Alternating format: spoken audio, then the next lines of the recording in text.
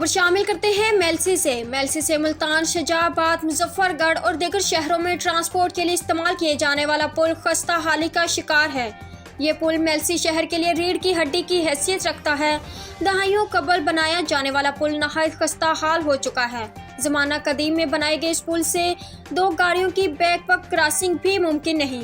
एक तो पुल की हालत नहायत अबतर है और दूसरा लोड ट्रक, ट्रालर और ट्रालियों के अलावा दीगर हैवी ट्रैफिक गुजरने से पुल किसी भी वक्त जमीन पोस होकर एक बहुत बड़े साहने का सबब बन सकता है। इस पुल की तामीर का मंसूबा साबका हुकूमत के दौर में बनाया गया, लेकिन बाद अज़ां ये मंसूबा कागजों में गुम होकर रह गई।